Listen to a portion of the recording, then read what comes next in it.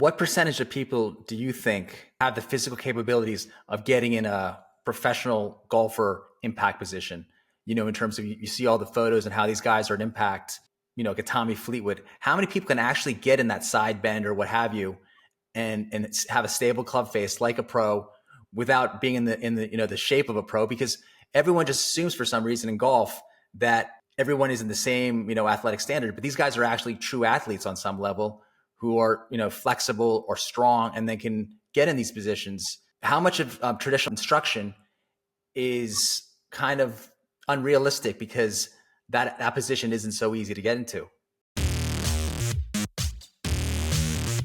Folks, I recently had Marco on an episode of Big Boy Pants Golf. Hey, thanks for having me on. Really excited to join today. I've outdone myself today. I've tracked down his instructor. Ryan, why don't you introduce yourself and tell us how you got to know Marco and what you think about his potential? Yeah, absolutely. First off, thanks for having me. Super excited to be here. Marco came to me through a referral. I was coaching one of his coworkers, actually, who was a good player, played on some mini tours in Ireland. And Marco was looking for a coach, and he kind of followed me on social media, kind of liked what I was doing, and kind of signed up online, popped in, and the rest is history. How did you become an instructor? What's your background? So as a kid, I played every sport under the sun. Hockey was the main sport. Golf, hockey is kind of what we did in the summertime off season. Played all sorts of sports growing up, so I'd say I was just an all-around athletic kid. My grandfather is what really got me into the game. He'd take me out when I was younger. Was my true passion back then golf? Not necessarily, but I did enjoy it. I enjoyed the fact that it allowed me to spend some time with my grandfather as well as some friends. I actually went to college to play college football. Ended up with some injuries, which led me to walking on a Division III team, Heidelberg University. So shout out to those guys in Tiffin, Ohio. From there, I kind of started working in a golf shop in between semesters. And the director of instruction actually asked me if I wanted to help out with a junior program. And at the time, I was going to school for education. So I wanted to coach. I guess at that point, it kind of sent me into this spiral of saying, man, do I really want to coach kids at the end of the day? Or do I want to coach kids all day? There's so many different teaching philosophies out there right now. What camp do you put yourself in? For me, I like to refer to myself as a matchup coach. I don't really have a one-size-fits-all. I don't try to mold players into something that I don't think that they can do. I am a big TPI guy, so for those of you that don't know what that is, that's the Titleist Performance Institute. And they've kind of created quite a unique process that allows you to screen your players before you start working with them. I don't necessarily screen every single player that comes to me. It really kind of depends on the level that they're at and what they're looking for. But I do ask each player, hey, what injuries do you have? Hips, shoulders, bad knees, ankles, wrists, etc. Because the last thing that I want to do as a coach is look at their swing and say, gosh, you're doing X, Y, and Z. We really need you to go ahead and work on this, but their body won't let them do it. So I'm kind of setting them up for failure right from the start if their body can't move that way in order to change how the clubs move. So to kind of full circle here, I'm a big matchup guy. So I think, golf swings developed around the club face. I think the club face influences the majority of the swing, and everything else kind of falls into place after that. I've got a quick question for you regarding matchups. Rick Shields, he's taken many lessons online from different instructors. He refuses to change his weak grip. However, when he gives a lesson to Eric Anders Lang, the first thing he does is change Eric Anders Lang's weak grip. Yep. If you're doing the matchup, do you change the grip first and then build around it? Or do you keep Rick Shields' weak grip that has ruined over 1 million swings on YouTube and then try to match it up around that? Yeah, it's a great question. I think as a coach, everybody kind of goes through this point where you look back, obviously doing some self-reflection. I think all good coaches obviously do that. And you kind of look back and you have to think was that the right play call at the time? And I do think that all coaches have, I can't say all, I'm going to say 98% of them all have really good intentions. and they're all trying to do the best that they can with the information and technology that they have right there in the moment. So I think it's hard if you're not necessarily in the room to hear the conversations and the concepts and I think a lot of good coaches also, they ask for the players' input, so for me, when will I go to change a grip? Typically a higher handicap player, because I think that the higher handicap player is really struggling to begin with. And a lot of those things, when you look at high handicappers, what do you typically see? Weak grip, over the top, slicey, poor contact, heel strikes, etc. Do I think that you need to change a better player's grip right from the get-go? No, I think that you can do some things outside of the grip. Because when you take a good player's grip and you change it, you're really changing all of their feels, because that's your contact point with the golf club. And, they became a good player with that grip for a reason. So you're really changing everything. Okay, here's another great question for you here. A young Spanish man named John Rahm comes to you, or a guy named Colin Morikawa. They're young. They're just taking their first lesson. Do you let them hold that weak grip, or do you say, hey, let's start off with a normal neutral grip or a little bit strong grip? My first question again to them, I'm big on questions. I think it's so important to figure out, one, where the player's at. And I think it's even more important to figure out what the player's end goal is. If John Rahm comes to me and he's not a tour player yet, and he says, I'm just trying to get the ball in the air, and I play 2 times a year, one on my dad's birthday and once on Father's Day, and he's 8, 9, 10 years old, and I have him try, a more traditional strong grip, interlocking or overlaying, and he literally can't hit the golf ball. At what point? I could have just ruined the game for him. Whereas, he could have stuck with a 10-finger grip, found some success, had some passion developed for the game. And then as his goals change, if he wanted to get more serious into it, then obviously we could go that route. But if that player comes to me and says, hey, I love the game, I've been playing with, this is what I'm currently doing, I want to play high school golf, I want to potentially play, golf at the collegiate level and potentially play onward from that. It's hard not to put them into a much more traditional grip. There's a reason that you see, 98% of tour players that have some similarities in grip styles. In terms of your background with the Titleist Performance Institute, you said you screen for potential injuries, correct? Correct, yes. Do you ever do any type of checks to see how flexible or strong a person is? Because, there's also limiting factors, not just in terms of injuries, but maybe you can't touch your toes, or, these type of things that would maybe require you to tailor a swing around a person who's inflexible, or alternatively, you say, hey, I need to start stretching. Absolutely. Most people come to me and they want to talk about the hot topic items, the buzzwords, so to speak. They want to get shallow, and they want to get their trail elbow out in front of them, and they want to rotate and all these hot buzzword things. But the reality is so many people skip over the easy steps. They want to get into the real intricate stuff. They want to get into the deep, dark rabbit holes of mechanics.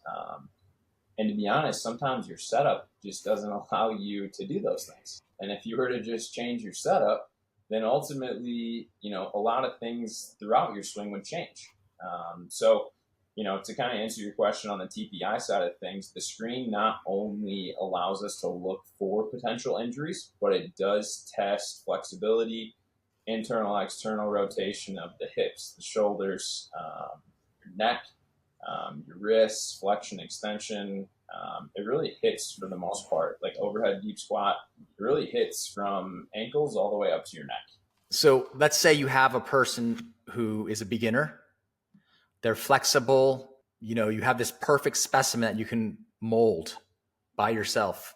How do you get them into the game, assuming also that they're already passionate about the game and they're committed? You also have to ask, obviously, how much time they're willing to put into the game, I guess, per week or so. Yep. But based on that, they're going to commit, an hour and a half a day to hitting balls, an hour and a half a day to short game. So they're putting that 3 hours in a day. what do you do? How do you start getting them ready in terms of their grip, their posture, etc.?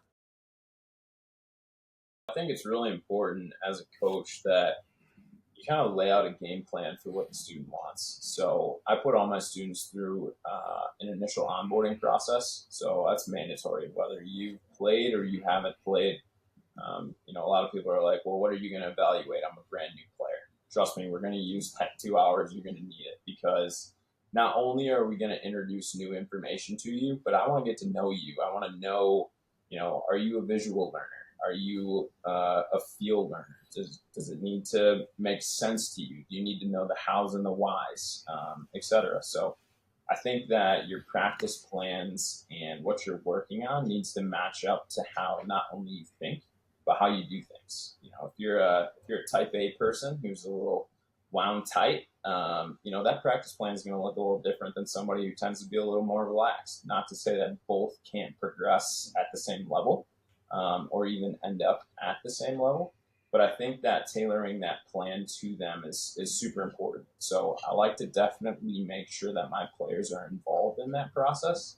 And then, I think one of the big keys that we as instructors need to improve upon as a whole is making sure that our players know specifically what to work on, but how to work on it. I think the what to work on, 95% of golfers, they get that, right? And they can look at their swing and say, oh, well, I'm doing X, Y, and Z. My coach showed me this picture of, whether it was him doing it right or me doing it right or this tour player doing it right or whatever the change is.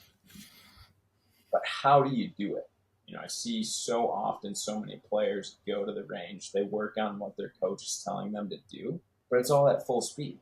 It's at full speed, and then they make the change, and it was actually good, but say they top the golf ball. They're like, oh, that was terrible. Well, how do you know? How do you know it was terrible? What are you actually judging your swing based upon? So that's where I really like making sure that my players know how to film themselves. I don't need them to film every swing, but if you're in a section of your practice where you're working on changing something, your focus should be on that pattern change and only that pattern change. You might change the pattern in top 10 golf balls, but those top 10 golf balls might be your best pattern changed rep out of that entire practice session. So again, kind of full circle there, making sure that they know how we're changing something, why we're changing something, and then how to evaluate it once they leave me. Let's go into a concrete example. His name is Marco. You've worked with him for quite some time. He approaches you initially and he says he doesn't want to completely overhaul his swing. He just wants to tweak it a little bit. So he told me that you said you needed to get more hip turn in him. You need to get more on his right heel. Yes. Talk me through you're meeting Marco and then how you make the determination, hey, you're not turning your hips enough. We need you to get that right butt cheek back. Yeah, absolutely. So I'm going to actually pull up here on my screen kind of our conversation of what his goals were. We kind of dove through each club of, his relationship level and comfort level with that club, what his contact was like, what his direction was like. Because when Marco came to me, he was a 1.5 handicap, right? So he is in he's in the top 10% of players playing at the amateur level. So he's a good player already, right? So, immediately, do I need to try to reinvent the wheel with this player? Well, no, not necessarily. So, we had our conversation, talked about his goals, talked about, he's got some injuries as well. When he came to me, he had some lower back pain. He had some right elbow issues, golfer's elbow, tennis elbow. And then he has some wrist stuff going on where he's got some limited left wrist mobility. So, I'm taking all this into account when he came to me.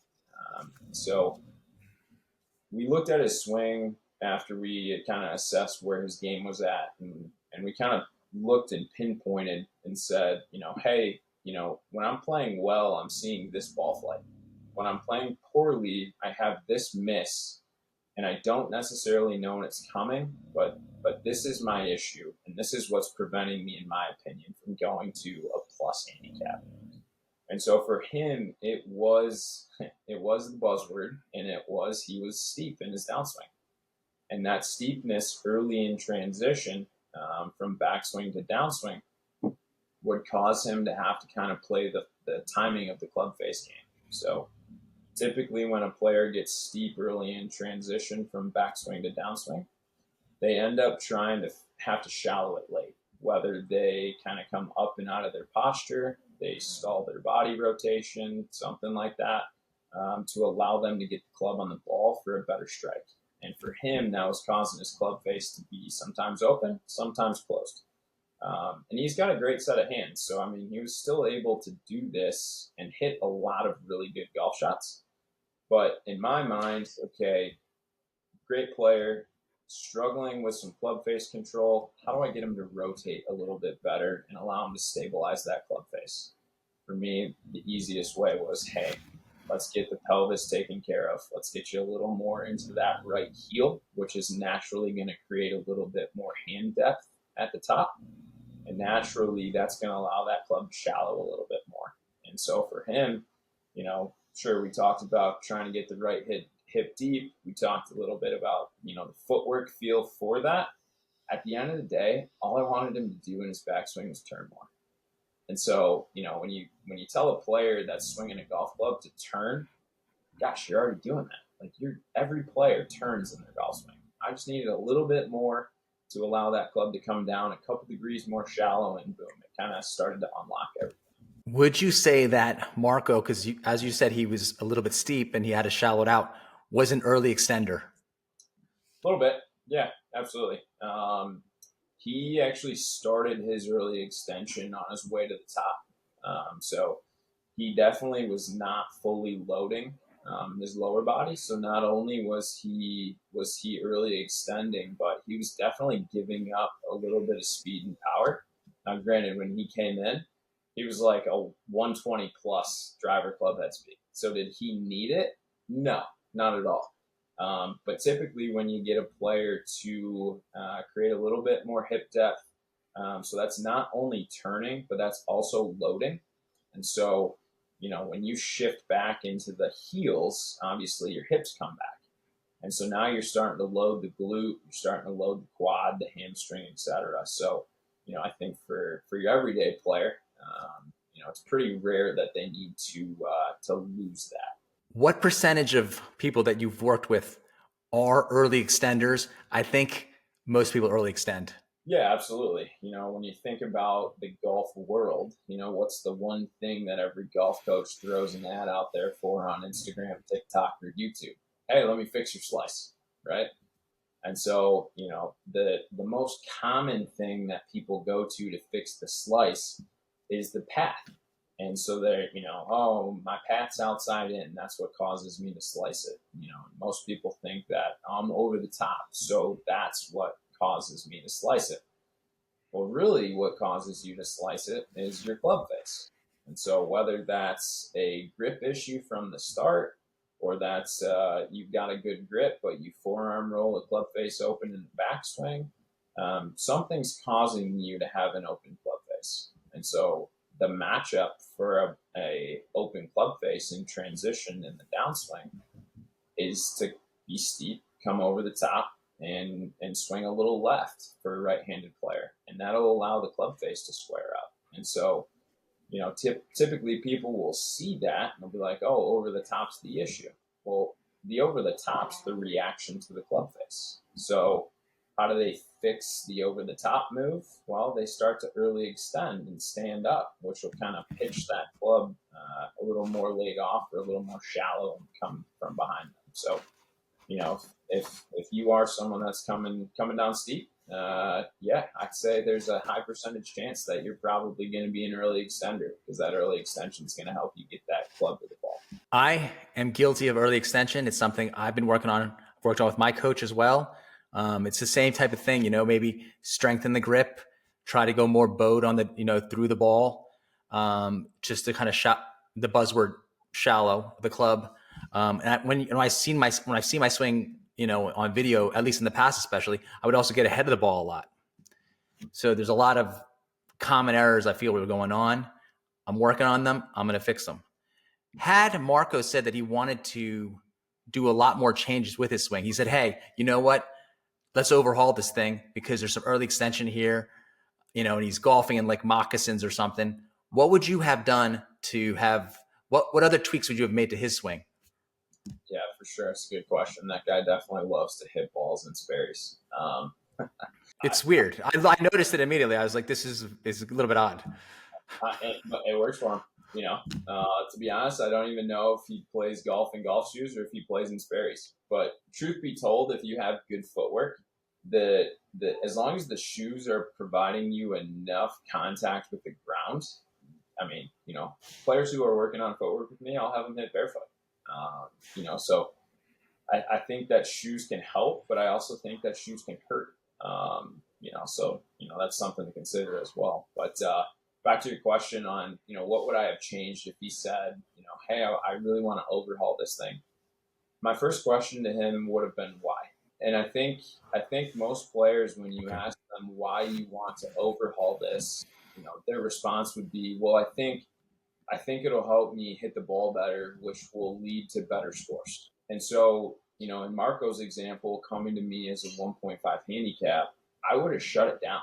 I would have said, no, you don't need an overhaul. We need to get your club face a little more stable, which is going to allow you to solidify your path. As long as you are not having major pain issues or anything like that, outside of the actual mechanics, we don't need to change it. We need to continue to work on skill development. In my opinion, I think that swinging the club and scoring are two very different things. I think that your higher handicapper who slices it, who will never hit it left. I mean, holy cow, you've got a ball flight that you can really count on. Is it a great recipe for distance? No, it's not. But as long as it's fading consistently or slicing, whatever you want to call it, as long as it's doing that consistently and you can plan on it the majority of the time, you can play some good golf. So again, that question would have been why. And if he had a good reason, then I would definitely explore it with him. But for the most part, I don't think that he would have been able to convince me to really start to rearrange a lot of things in his golf swing. How many players, like you pointed out, have a consistent ball flight? Let's say it's a consistent 15-yard fade or something like that. How many times do you say, hey, you know what? We have the equipment, the technology nowadays. You can just get this thing, more of a weight the driver this way, more in the, I guess you'd weight in the heel so it would turn over faster. But like how often do you do technological changes to fix a repeatable swing that isn't producing the ideal ball flight? Yeah, it's a great question. If you're a player that's in the motion is solid, there's some things, like in my opinion, that are negotiable and some things that aren't. If you're making your downswing and that club shaft parallel coming into the golf ball, if that club head is outside your hands 8 inches to 2 feet out in front of you, I mean, you're going to have contact issues. You're going to have club face issues. I mean, there's just going to be a lot of things that are going to be hard for you to play with.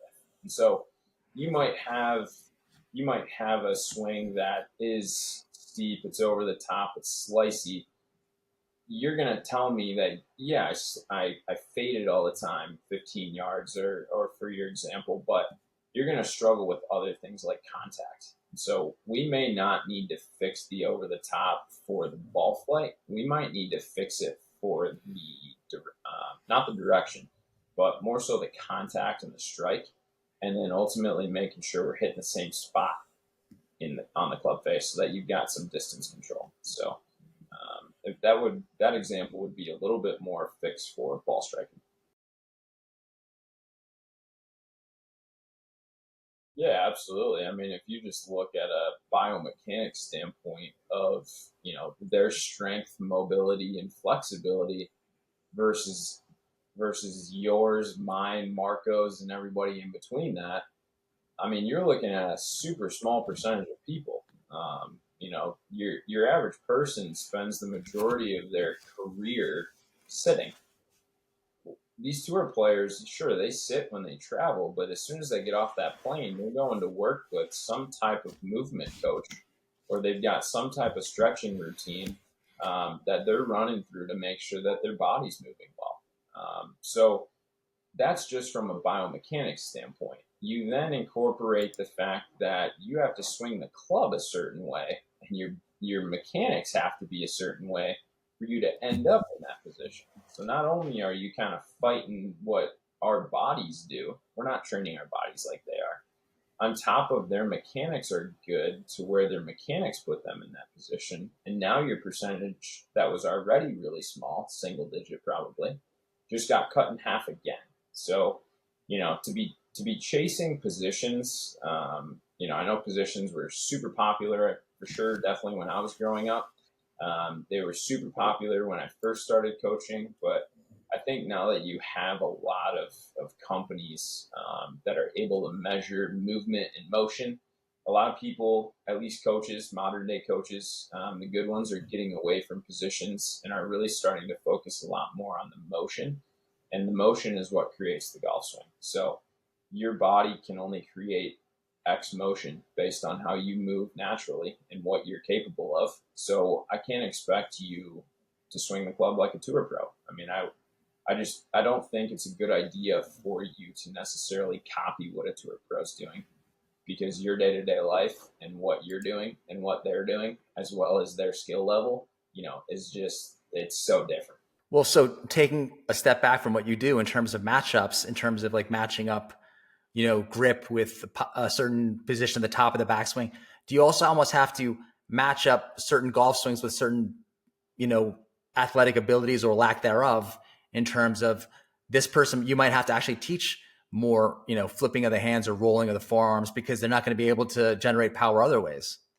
Oh, absolutely. Absolutely. And I think the one thing that we as coaches really need to be aware of and conscious of is that it's okay to be honest with a player and tell them that, hey, look, your goal is this.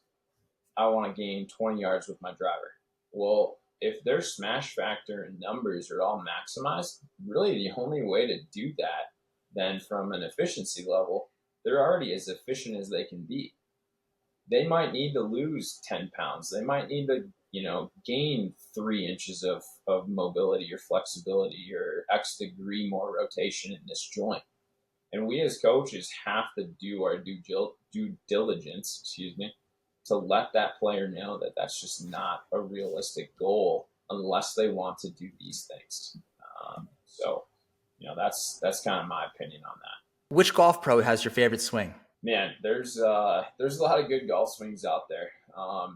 As a coach, I think it's, there's one I want to kind of touch on, this whole like swing your swing thing, because it's a big push right now, and there's some validity to it for sure. But I also think that there are some things that are in the golf swing are negotiable and some are non-negotiable.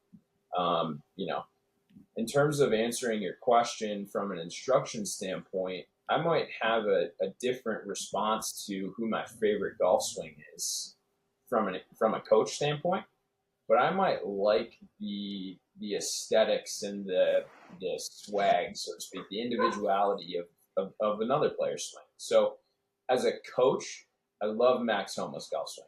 It is on the shorter end. It's a little laid off. It's very compact.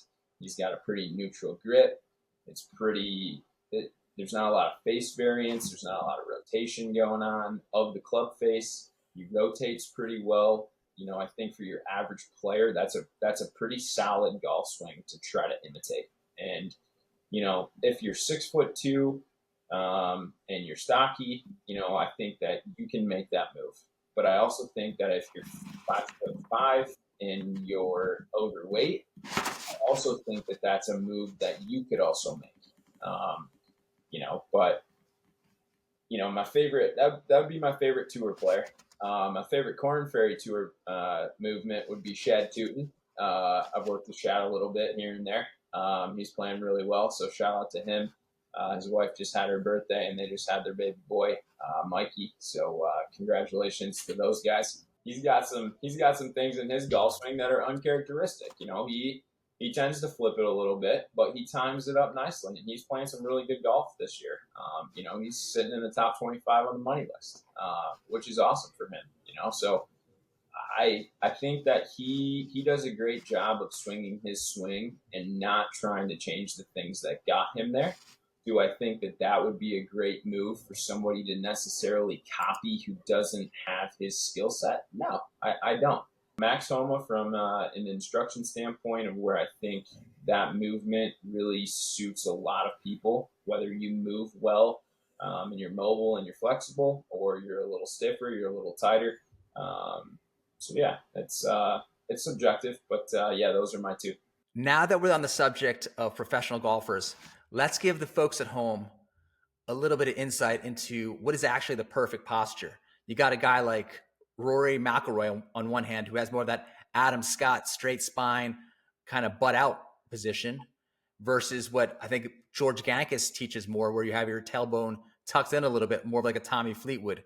Which side of the posture aisle do you land on? This is a pretty controversial thing at the moment. What I'm looking for out of a player at a dress is typically going to allow them to make a backswing that allows that backswing movement to influence a downswing. So I don't necessarily have, again, a one size fit all setup.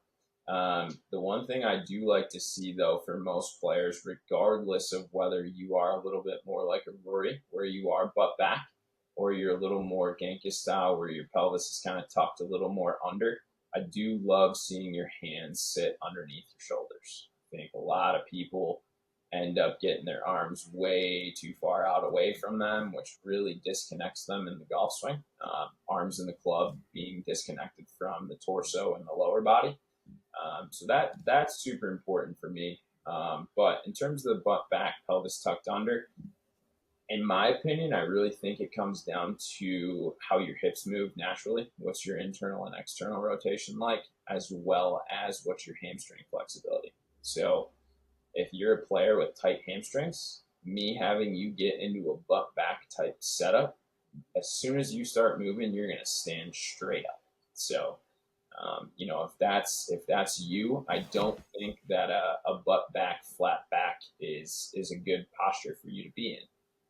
Now, that's not to say that your swing might benefit from that. So I could be completely wrong. So it very much so is situational. But, for me, that setup's really got to allow that player to move well in the backswing. So that way the downswing is a nice reaction to that movement pattern. That's, to me, one of the biggest changes I made in my own swing, watching a lot of the George Gankis videos in terms of early extending. His whole thing is, if your butt's back, then it's hard to not have it go forward to kind of balance out. And then you basically early extend because now your hips are going into the ball. So that's just something for the folks at home to think about, because I know a lot of people, you see a lot of magazines, you're supposed to hold a golf club against your hip bones and then push back. And then that's supposed to give you like the perfect inclination forward. Debatable though, correct? I definitely see a lot of that on the lesson tee, where a lot of people are really actively trying to push that pelvis back, and then they try to push it back and keep it back. And so my example to them is, if you start and you push your hips back, where does that put you in terms of pressure in your feet? Well, that would push you into your heels right from the start. So if your goal is to turn your pelvis and then ultimately kind of sit back and load, well, you'd be falling backward. So the reaction typically when a player pushes their hip back to start, and then they try to actually turn and load and push it back more, they end up rocking forward. And that rocking forward is exactly what you just said, where the pelvis is now coming into the golf ball, which we do not want at any point in your golf swing.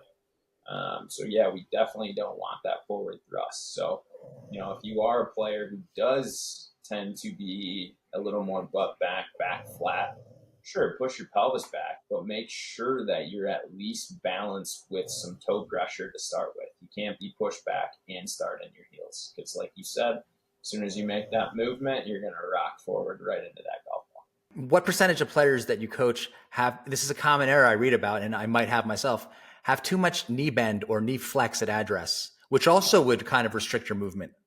Yeah, absolutely. This is one that I fixed a lot. A lot of players think, oh, okay, I'm trying to be athletic. I'm trying to move like an athlete, so I'm going to go ahead and get in my athletic stance. And typically, the number one response for an athletic stance is one of two things: be balanced in your right foot and your left foot, as well as your toe and your heel, or it's bend your knees. Bending your knees in your golf swing is going to prevent your pelvis from rotating. And that is a big, big, big no-no in the golf swing. So there's very few players that have very bent knees in their golf swing, because when you actually, like from a biomechanics anatomical standpoint, when your pelvis turns, there is a natural change in knee flex. So if your knees start bent, you're preventing that natural change in lengthening and shortening of the legs, which is definitely going to limit how well and how much you can rotate. So, for me, I like to have my players kind of think of soft knees. So I'll have them bend their knees, which is a lot, and then I'll have them straighten their knees, which is none, and then I'll have them soften their knees, which is that nice in between. I think that is the tip of the day. We're going to go with soften the knees. A lot of people at home, you probably bend your knees too much. Stop it. Just soften your knees. Now let's get to the moment that everyone's been waiting for. You're very biased. Marco is your star pupil, or one of your star pupils. I've also submitted, and I feel like I can't complain about the swings I've sent you. That's literally the first time, because there's a tree in the background where my head's not going forward in the downswing. Every other time I drift ahead of it. This time I'm like actually proud of this thing, like it's the Mona Lisa of videos. Lay it on us, break them down. Who's got the better swing? You know what? I'm gonna put my big boy pants on, and I'm gonna take it on the chin. So you can just go nuts. Yeah, for sure. So, I obviously I know Marco's golf swing a little bit more than yours, but I got a chance to take a look at yours, and it's super solid. So let's start with Marco's here, right? Marco's got a little bit of a weaker grip. His tendency to follow that up before we started working together was him to be a little bit steep, which kind of caused him to have a little bit too much of a left miss. Now, Marco is in a very small category of players he moves well and he has insane hands. And by insane hands, I mean insane. His short game is really good. His wedge play is good. Super saucy shots, soft hands. He has the ability to save it, so to speak, at the bottom. Would I teach someone to swing his swing? No, I would not. From a matchup standpoint, it works well, but I would not necessarily teach someone to swing that way. Now, with yours, your grip is definitely different than his. Your grip is much stronger, so your left hand's much more on top of the club. You also get a little steep in transition, and you do fight a little bit of early extension. Those are some things that you told me, as well as things that I saw on video. And so as a result of that, the body's got to stall out a little bit in the downswing, which causes you to get a little flippy at times. So to be honest, you guys have similar things going on in your golf swings that kind of allow you, believe it or not, downswing wise, to swing kind of the same way. Yeah. No, when I saw his swing, I was like, I saw a lot of elements of my swing in his swing, except for I had better footwear. Yep. Yo, absolutely. Yeah. You got him on the footwear times 1,000, no question. But he's got that. Thank you. He's got those old money shoes on, so I can appreciate that. But in terms of who's got the better golf swing, I mean, I think really it depends on the day, because it's going to depend on who times it up better. And I think even if you take a Max Homa, who's got the traditional my favorite PGA Tour golf swing, do I think that there would be holes or situations and shots where you guys would maybe hit it better than he does? Yeah, absolutely. Everybody's golf swing's got timing. So, if I had to pick one, I really think it's going to boil down to who's playing well that day. Well, I'll be honest. Marco's a much better golfer than me, but I just wanted to go swing to swing. And I'm going to take this as kind of motivation to get better and beat this guy. I think you can do it. I'm loving this. Before we go, I also want to tell you that in the last video, Marco said that he actually loves you, which I don't know. How do you feel? Are you comfortable with when your pupils confesses their love to you on a podcast?